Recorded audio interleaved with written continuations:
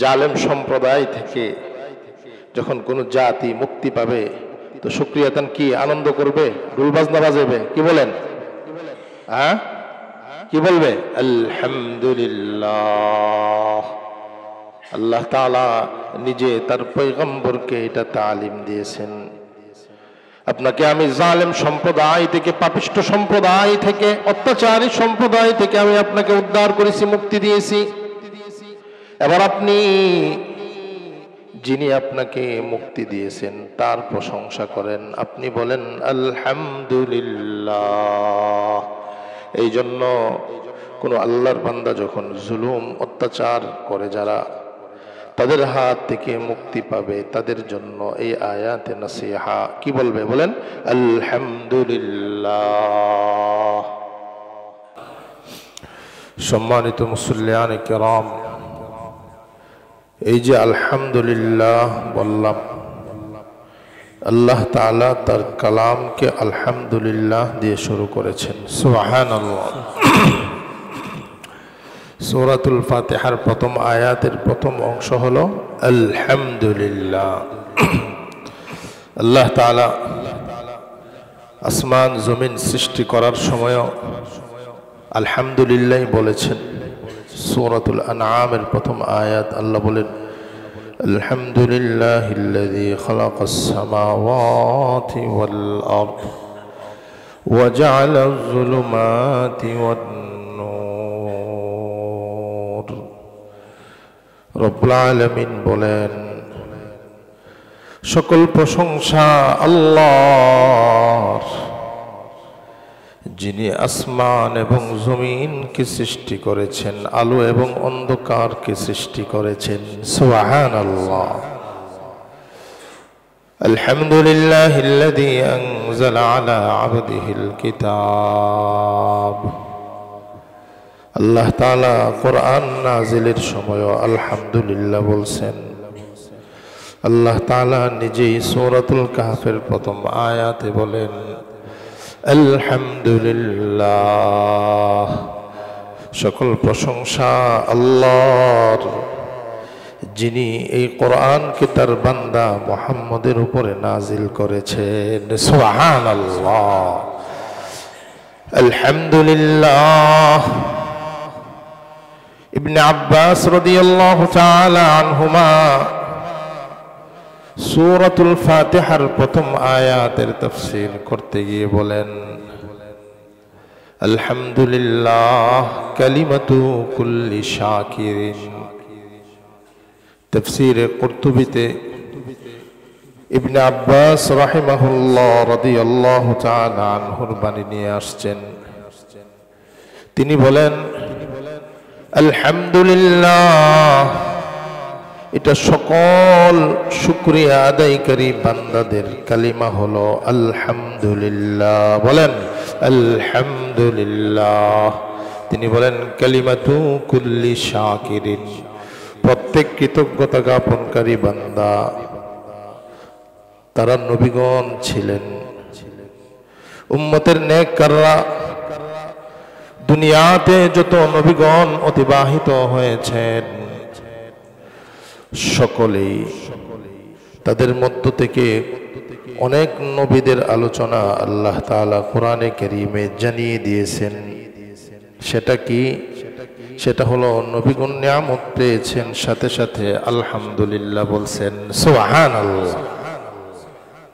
হযরত আদম আলাইহিস সালাতু ওয়াস সালাম, তিরমিজি শরীফের হাদিস, যখন আল্লাহ তাআলা হযরত আদম আলাইহিস সালাতু ওয়াস সালামকে সৃষ্টি করেছেন, সৃষ্টি করার পরে ফাআতাসা, তিনি হাসি দিয়েছেন, আর হাসি দিয়ে বলছেন আলহামদুলিল্লাহ। আলহামদুলিল্লাহ বলছেন। তো আল্লাহ তাআলাও সাথে সাথে আদমকে বলছে, আদম তুমি আমার প্রশংসা করছো, এজন্য তোমার উপরে আমার রহমত। সুবহানাল্লাহ। আমরাও যেমন একজন হাসি দেওয়ার পরে আলহামদুলিল্লাহ বললে আরেকজন আমরা কি বলি? ইয়ারহামুকাল্লাহ।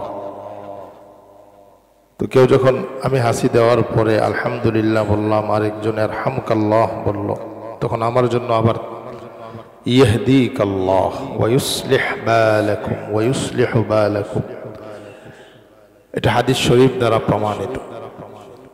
এখানে এই হাদিস বলার উদ্দেশ্য হলো হযরত আদম আলাইহিস সালাতু ওয়াস সালামকে সৃষ্টির পরে তিনি হাসি দিয়েছেন। হাসি দিয়ে তিনি আল্লাহ তাআলার দরবারে শুকরিয়া আদায় করে কি বলছেন? বলেন আলহামদুলিল্লাহ। হযরত নূহ আলাইহিস সালাতু ওয়াস সালাম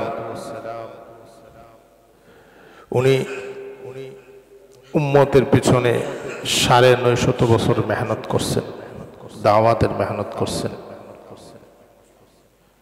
কিন্তু তারা ওনাকে ঠাট্টা বিদ্রূপ করেছেন, বিভিন্নভাবে কষ্ট দিয়েছেন। ওনাকে বলছে তোমাকে তো সমাজের নিম্ন শ্রেণীর যারা তারা তোমাকে অনুসরণ করতেছে, এদের কোনো ভ্যালু নেই। মা নারাকা ইল্লা মা নারাকা ইত্তাবাআকা আরাজিলুনা বাদিয়ার রা'য়,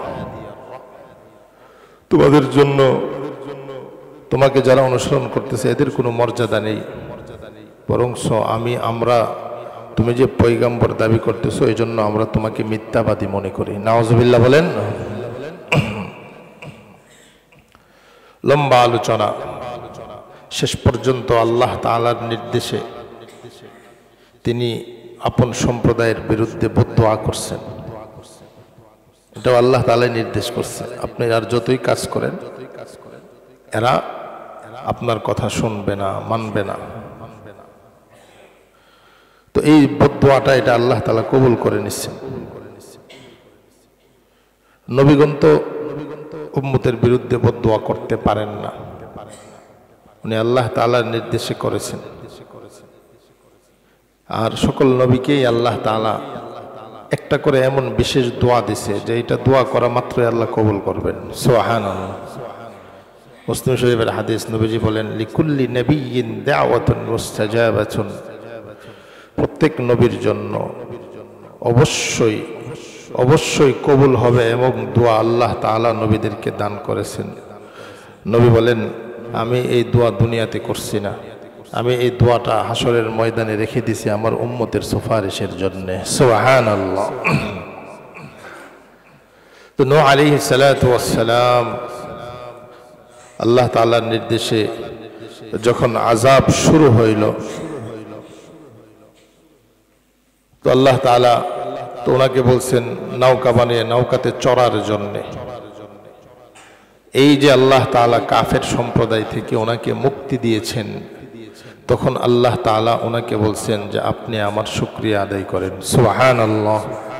আর কি বলছেন আল্লাহ তাআলা সূরাতুল মুমিনুনে এটা বলে দিয়েছেন 18 নম্বর পারার 3 নম্বর পৃষ্ঠায়। হযরত নূহ আলাইহিস সালাতু ওয়াস সালামের ঘটনা আল্লাহ তাআলা সেখানে বর্ণনা করেছেন। তো ওখানে বলছেন হযরত নূহ আলাইহিস সালাতু ওয়াস সালাম এই অভিশপ্ত সম্প্রদায় থেকে মুক্তি পাওয়ার পরে কি বলে শুকরিয়া আদায় করছেন? আল্লাহ বলেন فَإِذَا اسْتَوَيْتَ أَنْتَ وَمَن مَّعَكَ عَلَى الْفُلْكِ فَقُلِ الْحَمْدُ لِلَّهِ الَّذِي نَجَّانَا مِنَ الْقَوْمِ الظَّالِمِينَ وَقُلْ رَبِّ أَنزِلْنِي مُنزَلًا مُبَارَكًا وَأَنْتَ خَيْرُ الْمُنزِلِينَ। রব্বুল আলামিন পয়গম্বর নূহ আলাইহিস সালাতু ওয়াস সালামের ঘটনা বর্ণনা করেছেন।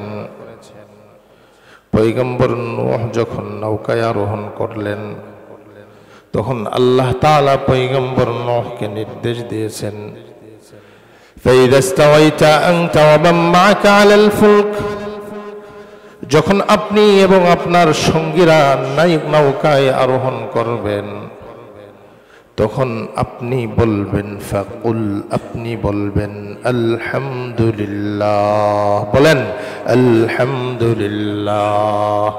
তখন আপনি বলবেন সকল প্রশংসা আল্লাহর,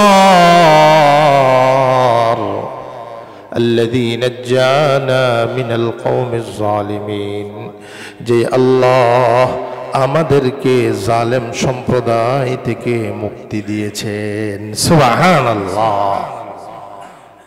এজন্য জালেম সম্প্রদায় থেকে যখন কোনো জাতি মুক্তি পাবে তো শুকরিয়াতান কি আনন্দ করবে, ঢোল বাজনা বাজাবে, কি বলেন?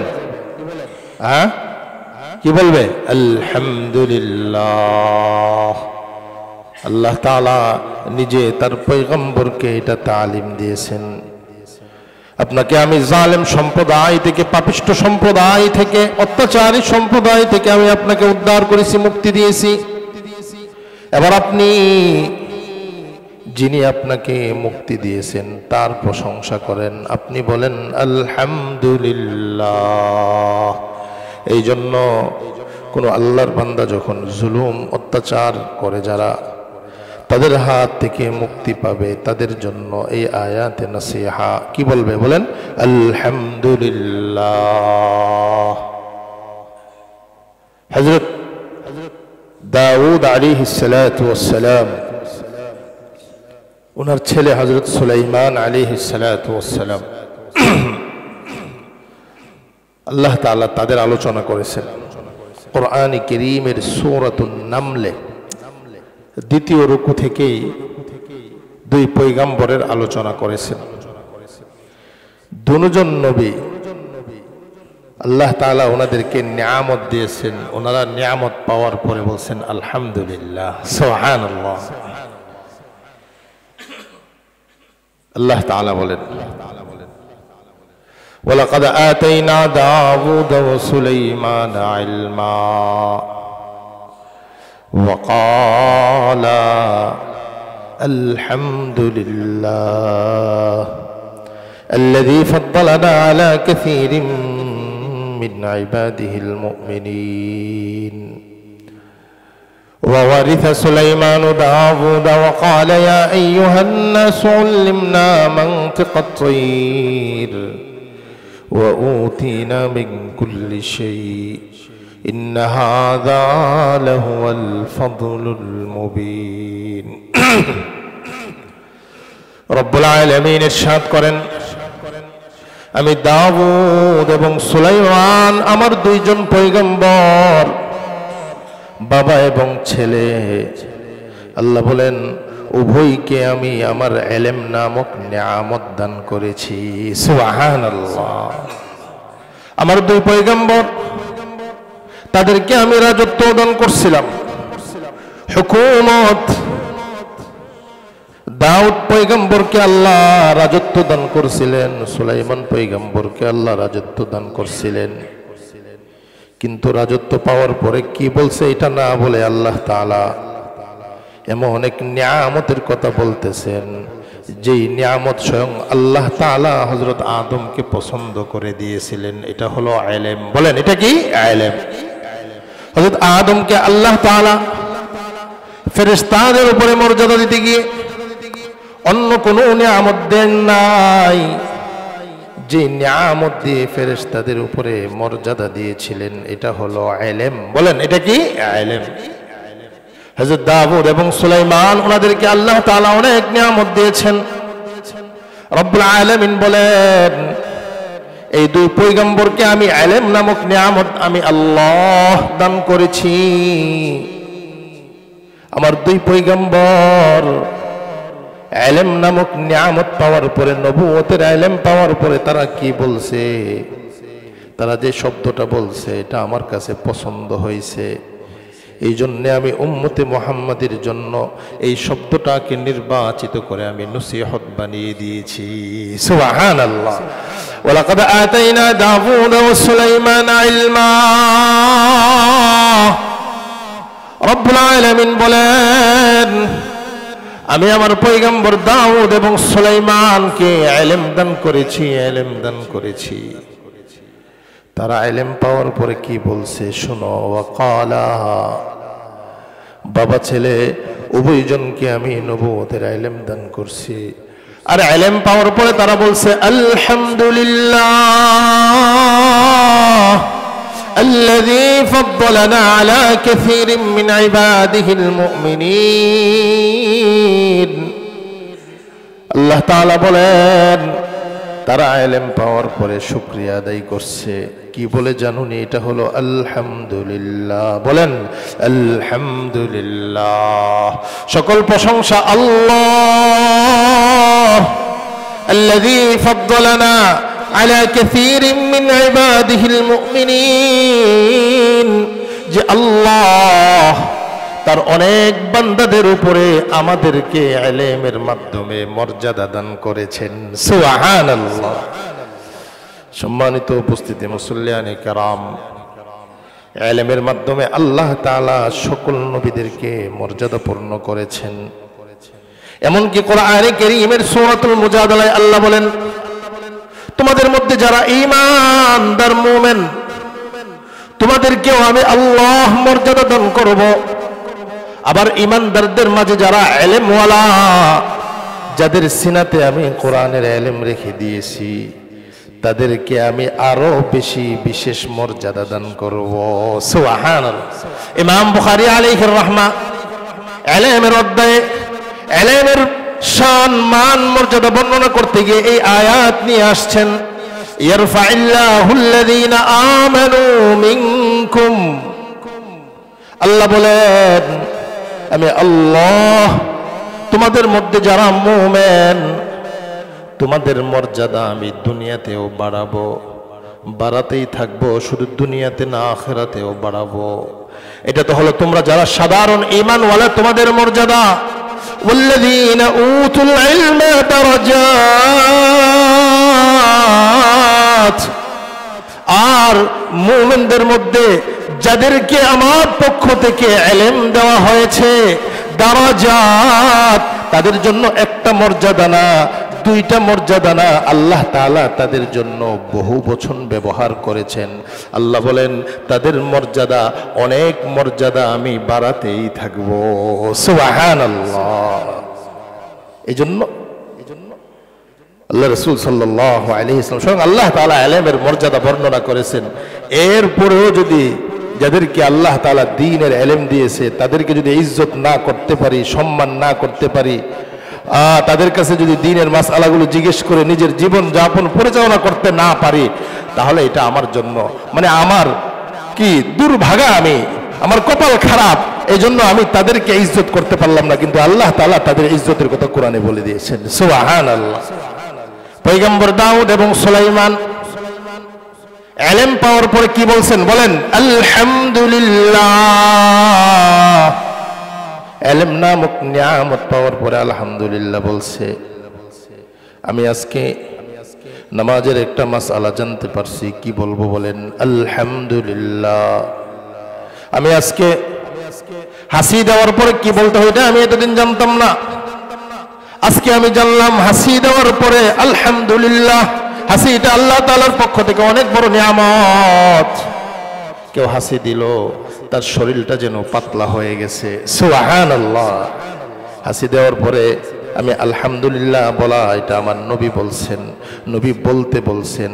এই যে মাসআলা জানলাম, এটার জন্য আবারও বলি আলহামদুলিল্লাহ। দ্বীনি ইলম আমার অর্জন হয়েছে, আলহামদুলিল্লাহ বললাম। হুজুর বিপদ থেকে মুক্তি পাইলাম, আলহামদুলিল্লাহ বললাম। এবার সুসংবাদ আসলে কি বলবো? আলহামদুলিল্লাহ। আল্লাহ তাআলা তার এক নবীকে এমন সুসংবাদ দিয়েছেন, এই সুসংবাদ দুনিয়াতে কোনো মানুষ কাউকে দিতে পারে না। সন্তানের মতো সুসংবাদ, যাদের সন্তান নাই তাদের সাথে কথা বললে বোঝা যায়। যতই ডাক্তার, যতই কবিরাজ, যতই চিকিৎসক চিকিৎসা করে না কেন, কিন্তু সন্তান দেওয়ার মালিক কে? বলেন আল্লাহ রব্বুল আলামিন নিজে বলেন, আমি যাকে চাই তাকে সন্তান দান করি, আমি যাকে চাই তাকে ছেলে মেয়ে উভয় নিয়ামত দান করি, আমি যাকে চাই তাকে শুধু ছেলে দান করি, আমি যাকে চাই তাকে শুধু মেয়ে দান করি, আমি যাকে চাই তাকে আমি কোনো কিছু দান করি না। বলেন এই ফাইসালা কার? বলেন আল্লাহর। পয়গম্বর ইব্রাহিম আলাইহিস সালাতু ওয়াস সালাম অনেক দোয়ার পরে আল্লাহ তাআলা বৃদ্ধ বয়সে সন্তান দিয়েছেন। আবার সন্তান দেওয়ার পরে এই ছোট শিশুকে আবার আল্লাহ পরীক্ষা করতেছেন, সন্তানকে মরুভূমিতে রেখে আসো। মক্কা বাইতুল্লাহ যেখানে অবস্থিত, কোনো কিছু নাই, তুমি সেখানে তোমার সন্তানকে রেখে এসো। হযরত ইব্রাহিম আলাইহিস সালাতু ওয়াস সালাম সন্তানকে রাখার সময় কিছু দোয়া করছেন, এর মধ্যে এই দোয়াটাও করছেন, আল্লাহ আমার যে সন্তান এটা তো আপনার পক্ষ থেকে নিয়ামত, বার্ধক্য বয়সে আপনি আমাকে সন্তান দিয়েছেন, এটা আপনার নিয়ামত। ওগো মালিক, মানুষহীন এক অঞ্চল, খাবারের ব্যবস্থাপনা নাই, আপনি তো সব জানেন আল্লাহ। তারপরেও আমি আমার এই দোয়াতে আপনারই প্রশংসা করব। রব্বানা ইন্নাকা তা'লামু মা নুখফি ওয়া মা নু'লিন ওয়া মা ইয়াখফা আলাল্লাহ মিন শাইইন ফিল আরদি ওয়ালা ফিস সামা। ওগো আমার প্রতিপালক, আমরা যা গোপন করি তাও আপনি জানেন, যা আমরা প্রকাশ্যে করি তাও আপনি জানেন, আপনার কাছে কোনো কিছু গোপন নেই।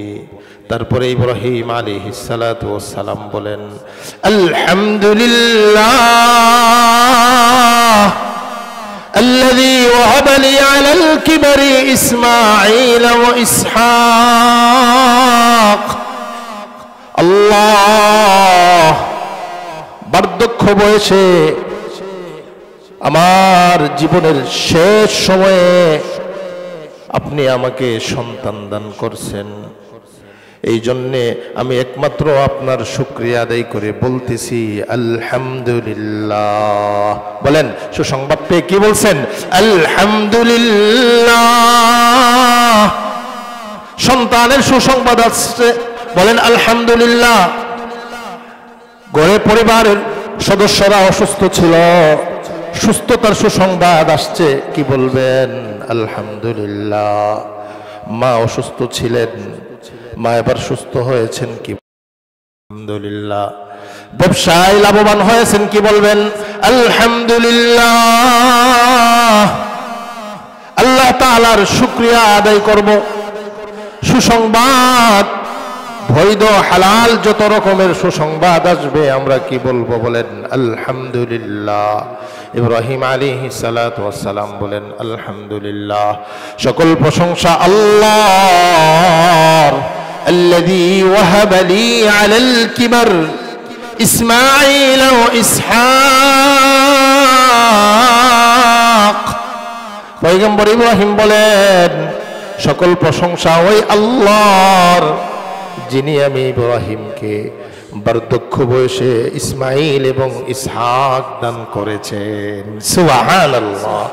ইন্না রাব্বি লাসামিউদ দুআ। ইব্রাহিম আলাইহিস সালাতু ওয়াস সালাম আরো বলেন, নিশ্চয় আমার রব, আমার প্রতিপালক, তিনি একমাত্র দোয়া শ্রবণকারী, কবুলকারী। সুবহানাল্লাহ। উলামায়ে কেরাম এই আয়াতের এখানে বলেন, বান্দা যখন দোয়া শুরু করবে তো আলহামদুলিল্লাহ বলে শুরু করবে, যখন দোয়া শেষ করবে তখন মুস্তাহাব হলো ওয়ালহামদুলিল্লাহি রাব্বিল আলামিন, এই কথা বলে বান্দা দোয়া শেষ করবে। সম্মানিত মুসল্লিয়ানে কেরাম, সূরাতুল ফাতিহার প্রথম আয়াত আলহামদুলিল্লাহি রাব্বিল আলামিন। আলহামদুলিল্লাহ এই শব্দ দিয়ে আল্লাহ কোরআন শুরু করেছেন। আসমান জমিনের সৃষ্টির সময় আল্লাহ আলহামদুলিল্লাহ বলছেন, কোরআন নাজিলের সময় আলহামদুলিল্লাহ বলছেন। পয়গম্বরগণ তাদেরকে আল্লাহ তাআলা বিভিন্ন সময় যখন বিভিন্ন নিয়ামত দান করেছেন, নিয়ামতের মাধ্যমে ভূষিত করেছেন, তখন ওনারা কি বলছেন? বলেন আলহামদুলিল্লাহ। তো আমাদের জন্য কি বলা উচিত? বলেন, যখন আমরা বিপদ থেকে উদ্ধার হব কি বলবো? আলহামদুলিল্লাহ। সুসংবাদ আসছে কি বলবো? আলহামদুলিল্লাহ। নিয়ামত পেয়েছি কি বলবো? আলহামদুলিল্লাহ। মানে আমি যা পেয়েছি এটা একমাত্র উনি আমাকে দিয়েছেন, আল্লাহ আমাকে দিয়েছেন। এখানে যত চিন্তাই আমার মাথায় আসুক না কেন, আমার জেহেনে আসুক না কেন, আমার কল্পনায় আসুক না কেন, আমার এই কারণে ওই কারণে এই কারণে, কেউ যদি এমনটা মনে করে যে আমার যোগ্যতার কারণে আমি পেয়েছি, অহংকার হয়ে যাবে। অহংকার এটা কার মতো হবে? কারণের মতো হবে। আপনাদেরকে ঘটনা শোনাইছি। কারণ বলছিল আমি আমার যোগ্যতার মাধ্যমে ধনী হয়েছি, অহংকার করছে। তো আল্লাহ তাআলার সাথে সাথে এমন আযাব দিছে, কিয়ামত পর্যন্ত মাটির নিচে যাইতে থাকবে। নাউজুবিল্লাহ বলেন, নাউজুবিল্লাহ। আমাকে আল্লাহ তাআলা মালওয়ালা বানাইছেন, মাসে 20 লক্ষ টাকা ভাড়া পাই। অহংকার করবেন না, আলহামদুলিল্লাহ বলবেন। আসতে বলছেন কেন? জোরে বলেন। এই এলাকার তো সবাই ভাড়া পান অনেক টাকা করে, বেশি বেশি আলহামদুলিল্লাহ বলবেন। সুসংবাদ আছে, সারা দুনিয়াতে যা কিছু আছে, আমি এটা এই সপ্তাহ বলবো না, এটা আগামী সপ্তাহ বলবো। এই সপ্তাহ শুধু কোরআন দিয়ে আলহামদুলিল্লাহ তাফসীর, আর আগামী সপ্তাহ হবে হাদিস দিয়ে। শুধু এতটুকু শোনাই আলহামদুলিল্লাহর কত দাম। শুধু এটা শোনাইতে গিয়ে এক হাদিস শোনাবো আপনাদেরকে। আপনার কাছে যা আছে এই সব কিছুর চাইতে আলহামদুলিল্লাহর দাম বেশি। সুবহানাল্লাহ। হুজুর এটা কিভাবে কিভাবে? এক নম্বর তো মুমিন, আমরা বিশ্বাস করছি। তারপরে আপনাদের সামনে আল্লাহ রাসূল সাল্লাল্লাহু আলাইহি ওয়াসাল্লামের হাদিস এবং এর যে ব্যাখ্যা, এটা শুনলেই বুঝতে পারবেন। এই জন্য আমরা কি বলবো বলেন? নিয়ামত পাইলে কি বলবো? আলহামদুলিল্লাহ। কতগুলো নিয়ামত, এর মধ্যে ইলমের নিয়ামতকে আল্লাহ তাআলা বিশেষভাবে উল্লেখ করছেন। এই জন্য ইলম, শুধু আলেমরা ইলম অর্জন করতেছে, আলেমের কাছে আপনি শুই না, আপনি যে আলহামদুলিল্লাহর সবক পাইছেন, এটা ইলম না? কি বলেন? এটাও ইলম। শুকরিয়া আদায় করবে, শুধু দুনিয়াতে না। আলহামদুলিল্লাহ এই শব্দ আল্লাহ তাআলার কাছে এত পছন্দনীয়। জান্নাতীরা যাওয়ার পরে সর্বপ্রথম আলহামদুলিল্লাহ বলবে, সুবহানাল্লাহ।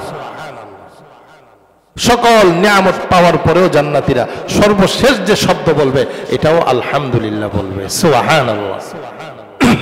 হুজুর প্রমাণ কি? শুনেন প্রমাণ। সূরাত ফাতির 22 নম্বর পারা 17 নম্বর পৃষ্ঠায় আল্লাহ তাআলা 3 প্রকার বান্দার আলোচনা করছেন। এখানে আল্লাহ তাআলা ইলমের আলোচনা করছেন। আল্লাহ বলেন, যাদেরকে আমি কোরআনের ইলম দান করছি আমার বান্দাদের মধ্য থেকে, এরা সাধারণ না, এদেরকে দুনিয়ার কেউ নির্বাচিত করে না, এদেরকে আমি আল্লাহ নির্বাচিত করছি, সুবহানাল্লাহ। এরপরে আলেমদের ফতোয়া না মানলে আপনাদের ব্যাপার। আলেমরা বলছে এই তাবলীগ চলবে না, বাস চলবে না, যুক্তি চলবে না এখানে না। হুজুর কেন ফতোয়া দিবে? উলামায়ে কেরাম আপনার দিকে তাকিয়ে দিবে না। এখানে একটা মাসালা বলি। গত সপ্তাহে এক ভাই, এই যে ভাই প্রশ্ন করতেছিলেন যে হুজুর সূরা ফাতিহার মাধ্যমে ফু দিলে এটার বিনিময় নেওয়া জায়েজ আছে, কিন্তু সূরা বাকারাতে তো আমি পড়ছি আল্লাহ বলছেন ওয়ালা তাশতারু বিআয়াতি থামানান কালিলা, তোমরা আমার আয়াতকে অল্প মূল্যে বিক্রি করিও না। এখন এখানে বলতেছে আয়াত বিক্রি করিও না, আবার ওইদিকে নবীজি সাল্লাল্লাহু আলাইহি ওয়াসাল্লাম সাহাবায়ে কেরাম সূরা ফাতিহা পড়ে ফু দিছে, বকরি পাইছে, নিয়ে নিছে। কি বোঝা যাইতেছে? আমলের মধ্যে আল্লাহ রাসূলের আমল কোরআনের বিপরীত চলে গেছে, এমনটা বোঝা যাইতেছে, কিন্তু আসলে কি না, এমন না। এজন্য কোরআন বোঝার জন্য শিক্ষক লাগবে। কি লাগবে? শিক্ষক লাগবে। এখানে আল্লাহ তাআলা প্রথমত সূরাতুল বাকারার ইয়া বনি ইসরাঈল আযকুরু নি'মাতি আল্লাতী, এখানে আল্লাহ তাআলা বনি ইসরাঈলদের আলোচনা করতেছেন। এখান থেকে বনি ইসরাঈলদের আলোচনা প্রায় এক পারা করছেন আল্লাহ তাআলা। বনি ইসরাঈলীদের মধ্যে, ইহুদিদের মধ্যে মদিনাতে কিছু ইহুদি বসবাস করত। তাদের একটা অপকর্ম আল্লাহ তাআলা বর্ণনা করেছেন। কি? প্রথম আল্লাহ তাআলা তাদেরকে আদেশ করছেন ওয়া আমিনু বিমা আনজালতু, এই আমি মুহাম্মদ সাল্লাল্লাহু আলাইহি ওয়াসাল্লামের উপরে যা নাজিল করছি তার প্রতি তোমরা ঈমান আনো। মুসাদ্দিকাল লিমা মাআকুম, এই কোরআন তোমাদের সাথে যে তাওরাত, এই তাওরাতকেও এই কোরআন সত্যায়ন করে, সুবহানাল্লাহ। তারপরে আল্লাহ তাআলা বনি ইসরাঈলীদেরকে বলছে ওয়ালা তাকুনু আউওয়ালা কাফিরিন বিহ, তোমরা প্রথম অস্বীকারী হয়ো না কোরআনের। তোমরা তো মদিনাতে আসছোই আখিরি নবীর প্রতি ঈমান আনতে, সুবহানাল্লাহ বলেন, সুবহানাল্লাহ। এখন মদিনাতে তো পত্তলিকরাও আছে, মূর্তি পূজকরাও আছে। এখন মূর্তি পূজকরা ঈমান আনতেছে, কিন্তু তোমরা অস্বীকার করতেছো। কেন? আল্লাহ তাআলা বলে দিতেছেন, ওয়ালা তাশতারু বিআয়াতি থামানান কালিলা, তোমরা আমার আয়াতকে অল্প মূল্যে বিক্রি করিও না। ইহুদিদের মধ্যে কিছু দুষ্ট জ্ঞানী ছিল, টাকার লোভে পাবলিক যেভাবে বলতো সেইভাবে মাসআলা বলে দিত। নাউজুবিল্লাহ বলেন, নাউজুবিল্লাহ। আমাদের সমাজে এখন আছে, তালাক দিছে, তালাক দেওয়ার পরে এখন বাড়িদারা মাদ্রাসায় জানা, বসুন্ধরা মাদ্রাসায় জানা, গিয়ে কিছু মৌলবী আছে 500 টাকা দিলে বলে যে তালাক হয়েছে না। আছে কি নাই বলেন? আসতে বলেন কেন? আছে কি নাই? আছে। ওই সমস্ত দুনিয়ালোভী যারা দুনিয়ার সামান্য মূল্যের জন্য আল্লাহ তাআলার বিধিবিধানকে পরিবর্তন করে দেয়, আল্লাহ তাআলা তাদের নিন্দা জ্ঞাপন করছে, ওয়ালা তাশতারু বিআয়াতি থামানান কালিলা, তোমরা আমার বিধানকে অল্প মূল্যে বিক্রি করিও না। নাউজুবিল্লাহ বলেন, নাউজুবিল্লাহ। এখনো আছে টাকা দিয়ে, হাদিয়ার নামে টাকা, এটা হাদিয়া না, এটা টাকা, এটা ঘুষ। হুজুরকে খুব হাদিয়া দেয়, কি জন্য? অবস্থার সময় যেন হুজুর আমার পক্ষে নেয়। এই সমস্ত হাদিয়া, এটা হাদিয়া না, এটা ঘুষ। বলেন এটা কি? ঘুষ। এই নিয়তে যে হাদিয়া দিবে সে গুনাহগার হবে। এই জন্য আপনাদের ইমাম সাহেব ব্যাপারে কঠোর, হাদিয়া বাসায় গেলে যাচাই হবে, কে হাদিয়া দিচ্ছে, কেন দিচ্ছে, যাচাই বাছাই করে হাদিয়া নিতে হবে। হাদিয়া পাইলাম আর খাইলাম তাহলে তো হক কথা বলা যাবে না, কারণ কিছু কিছু হাদিয়া আছে, হাদিয়ার নামে এটা কি হয়ে যা, ঘুষ হয়ে যা। আল্লাহ এই হাদিয়ার কি করছে? নিন্দা জ্ঞাপন করছে। ইহুদিরা এটা করত। 1 নম্বর তারা কি করত? আমার আপনার নবীর যেই গুণ কীর্তন মর্যাদা আল্লাহ তাআলা তাওরাতে রাখছে, তারা এইগুলোকে পরিবর্তন করে তাদের সমর্থনকারীদের থেকে টাকা নিত। নাউজুবিল্লাহ বলেন, নাউজুবিল্লাহ। আল্লাহ তাআলা এটার নিন্দা জ্ঞাপন করছেন। 2 নম্বর, তারা তাওরাতের বিভিন্ন বিধানগুলোকে তারা পরিবর্তন করে গোপন করে ফেলতো, গোপন করে তাদের অনুসারীরা যেভাবে চাইতো এইভাবে মাসআলা বলে টাকা নিত। নাউজুবিল্লাহ বলেন। হ্যাঁ, আল্লাহ তাআলা এটার এখানে নিষেধ করেছেন এবং নিন্দার সাথে উপস্থাপন করেছেন। এটার সাথে ওই সাহাবায়ে কেরাম যে শেফার জন্য সূরা ফাতিহা 7 বার পরে ফু দিয়েছেন, বিনিময় আনছেন, ওইটার কি নাই, কোনো যোগসূত্র নেই।